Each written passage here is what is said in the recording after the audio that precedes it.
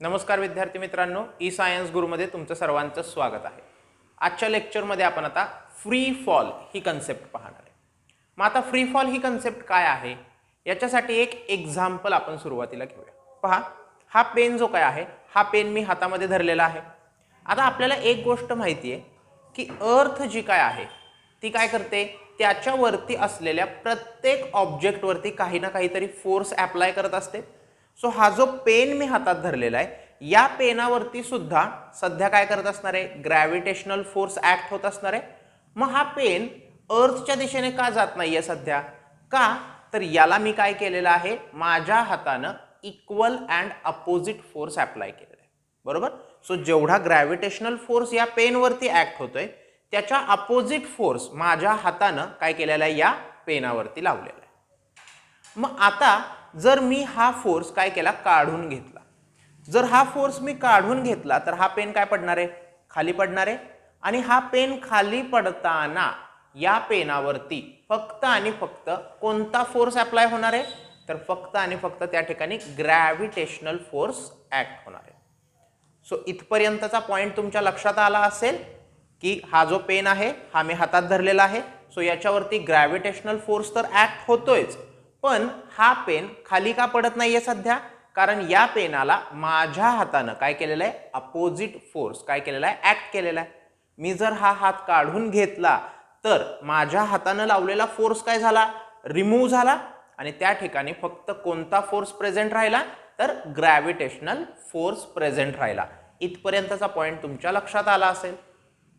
मग याची डेफिनेशन काय आहे, whenever an object moves under the influence of force of gravity alone it is said to be falling freely. म्हणजे कोणताही object move होताना त्याच्यावरती फक्त आणि फक्त ग्रॅव्हिटेशनल फोर्स ऍक्ट होत असेल तर आणि तरच त्याला काय म्हणायचं असतं, फ्रीली फॉलिंग ऑब्जेक्ट म्हणायचं असतं। ठीक आहे। मग आता ह्या जर पेनाचं उदाहरण घेतलं, ज्यावेळी हा आपण काय करणार आहे, वरून सोडून देणार आहे, त्यावेळी आपण काय म्हणतोय, याच्यावरती फक्त आणि फक्त ग्रॅव्हिटेशनल फोर्स ऍक्ट होतोय, पण या पेनाच्या सराउंडिंग मध्ये त्या ठिकाणी एअर मीडियम प्रेझेंट आहे। मग त्या एअर मीडियम मध्ये जे काय मॉलिक्युल्स असणार आहेत त्याला हा काय जाणार आहे बाळांनो, फ्रिक्शन होत जाणार आहे या पेनाचं।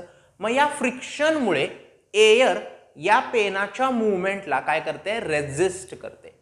मग आता मला सांगा, या पेनावरती फक्त ग्रॅव्हिटेशनल फोर्स ऍक्ट झालेला नाहीये, एअर रेझिस्टन्समुळे त्या ठिकाणी एक फ्रिक्शनल फोर्स सुद्धा प्रेझेंट आहे। मग याला आपण फ्री फॉल म्हणू शकतो का, नाही म्हणू शकत।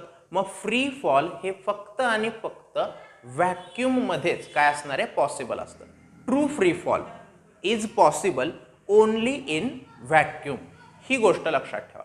मग आता एक्झाम्पल सॉल्व्ह करताना आपण काय करणार आहे, त्या ठिकाणी कोणतंही मीडियम नाहीये असं ॲज्युम करून, किंवा त्या ठिकाणचा जो काही फ्रिक्शनल फोर्स असेल तो फ्रिक्शनल फोर्स 0 आहे असं ॲज्युम करून आपण ती एक्झाम्पल्स काय करतो, सॉल्व्ह करतो।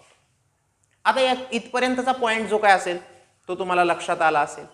मग आता ज्यावेळी एखादा ऑब्जेक्ट फ्री फॉलमध्ये असतो त्यावेळी आपण मगाशी बघितलं की हा ऑब्जेक्ट मी आता सध्या हातात धरून ठेवलेला आहे। सो या ठिकाणी हा ऑब्जेक्ट स्टेडी पोझिशनला आहे। मी माझ्या हाताचा फोर्स रिमूव्ह केला की हा पेन काय पडणार आहे, खाली पडणार आहे।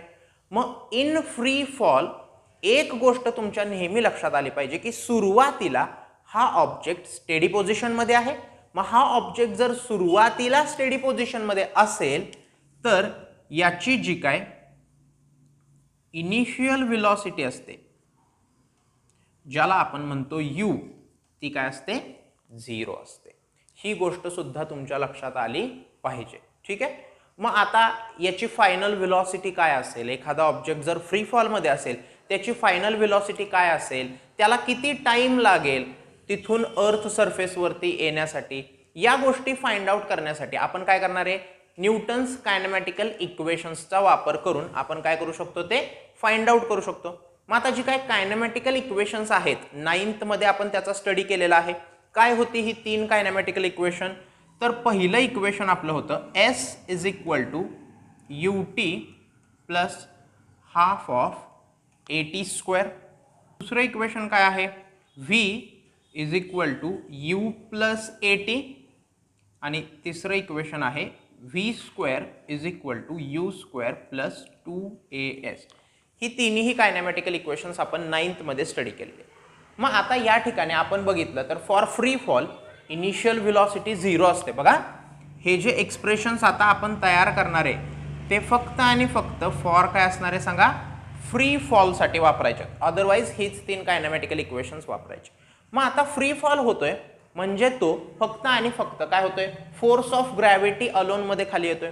मग आता एखाद्या ऑब्जेक्टवरती जर ग्रॅव्हिटेशनल फोर्स ऍक्ट होत असेल तर तो त्या ठिकाणी ग्रॅव्हिटेशनल ॲक्सलरेशन तयार करणार. त्या ऑब्जेक्टवरती जे ॲक्सलरेशन तयार होईल ते ॲक्सलरेशन ग्रॅव्हिटेशनल ॲक्सलरेशन असेल.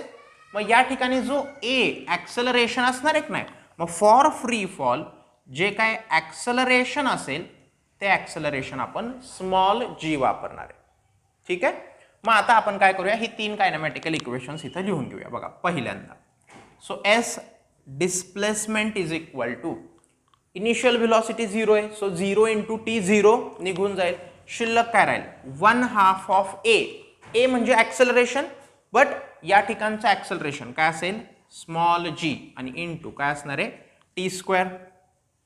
Second equation v is equal to initial velocity u0 सोडून द्या, ॲक्सलरेशनचीच व्हॅल्यू काय असेल g × t. And third equation similarly v² equals to u0 आहे इनिशियल व्हेलॉसिटी सोडून द्या, ट्वाइस ऑफ च्या ठिकाणी काय लिहिणार g, सो ट्वाइस ऑफ काय येणार आहे सांगा gs. मग ज्यावेळी आपण फ्री फॉलची एक्झाम्पल्स सॉल्व्ह करणार आहे त्या ठिकाणी आपल्याला ही 3 कायनॅमॅटिकल इक्वेशन्स काय करायचे यूज करायचे. मग आता याच्यामध्ये हा जो काही g आहे याबद्दल सुद्धा तुम्हाला एक्झाम्पल मध्ये सॉल्व्ह करताना एक गोष्ट माहिती असणे गरजेची, की हा जो काही g आहे याची डायरेक्शन आपण बघितली होती की ती कुठं होती सांगा. समजा ही अर्थ असेल तर या g ची direction towards centre of earth होती. बरोबर. म्हणजे जर एखादा object towards the centre of earth येत असेल तर हा g पॉझिटिव्ह घ्यायचा, पण एखादा object away from the centre of earth जात असेल तर त्या ठिकाणी g ची व्हॅल्यू निगेटिव्ह घ्यायची. ठीक आहे. इथपर्यंतचा पॉईंट तुमच्या आता लक्षात आला असेल. मग आता मून आणि आर्टिफिशियल सॅटेलाइट्स जर आपण पाहिल्या तर त्या फक्त आणि फक्त ग्रॅव्हिटेशनल फोर्समुळेच काय होत आहेत, अर्थ भोवती मूव्ह होत आहेत. म्हणून मून आणि आर्टिफिशियल सॅटेलाइट यांची जी काही मोशन आहे या मोशनला आपण काय म्हणतो फ्री फॉल म्हणतो. आय होप आजचा कन्सेप्ट जो काय आपण घेतला फ्री फॉल हा तुमच्या लक्षात आला असेल.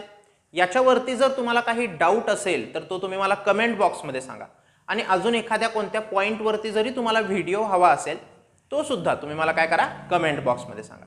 मग अशाच प्रकारच्या मॅथ्स आणि सायन्स रिलेटेड कन्सेप्टसाठी तुम्ही आपल्या चॅनलला सबस्क्राईब करा, बेल आयकन प्रेस करा, म्हणजे तुम्हाला नवीन व्हिडिओचं नोटिफिकेशन लगेचच मिळेल. Thank you friends.